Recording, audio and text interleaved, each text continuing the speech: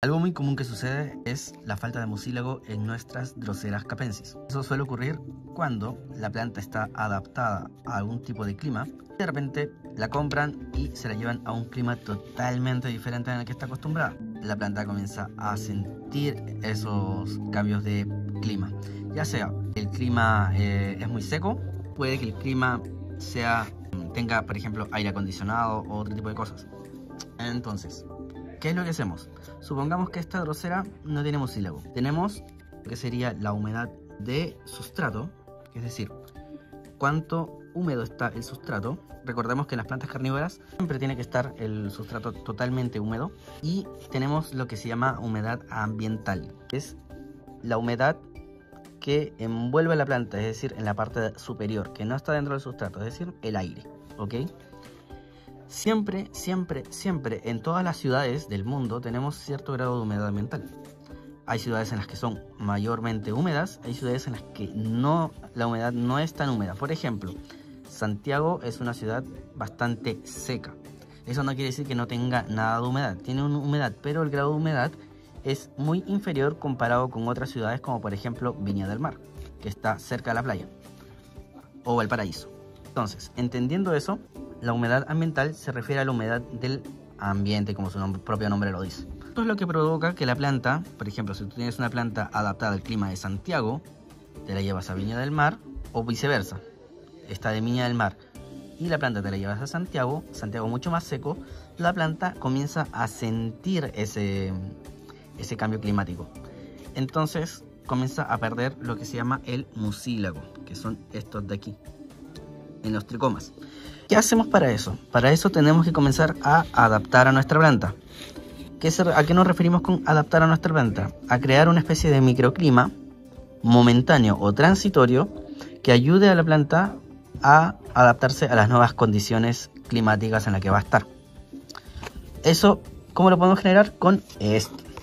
Esto de aquí es un vasito plástico.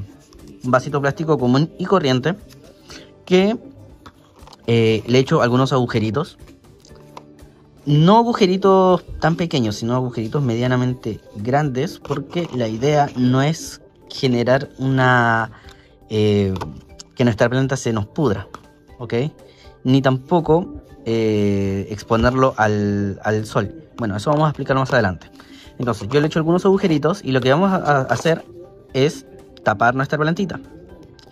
Con esto, ¿qué estamos generando? Estamos generando una especie de microclima con mayor humedad, es decir, si la planta estaba acostumbrada a un clima mayormente húmedo, esto de acá va a ayudarla y por acá va a ser el intercambio de aire, ¿ok? También nos puede servir como ventilación, por así decirlo. Ahora, una vez que la tengamos así, tenemos que evitar que la planta esté totalmente al sol, porque con los rayos solares, esto de acá puede convertirse prácticamente en una olla a presión y no es la idea. Hervir nuestra planta. La idea es que nuestra planta se adapte. Entonces, teniendo una planta a especie como de semisombra, por así decirlo, o un lugar donde no tenga tanta exposición solar, vamos a mantenerla tapada unas primeras semanas. ¿Por qué digo unas primeras semanas? Porque esto de acá no va a ser por siempre. Tú no siempre tienes que tener a tu plantita así, sino que va a ser transitorio. Por ejemplo, tú llegas a tu plantita, la tienes una semana con esta tapita. Luego a la semana 2 la vas abriendo, supongamos, 3 horas y luego la vuelves a tapar. A la semana 3 ya la planta la tienes mediodía así destapada y así sucesivamente. Eso es para que la planta se vaya adaptando poco a poco al nuevo clima en el que va a estar. Una vez que ya la planta tú veas que está mayormente destapada y sigue generando mucílago, es que la planta ya se adaptó al nuevo clima. Entonces, ya ahí podemos tener a nuestra planta feliz y contenta. Y también aprendimos lo que es humedad de sustrato y humedad ambiental. Dale like, comparte y sígueme para más cosas de plantas carnívoras.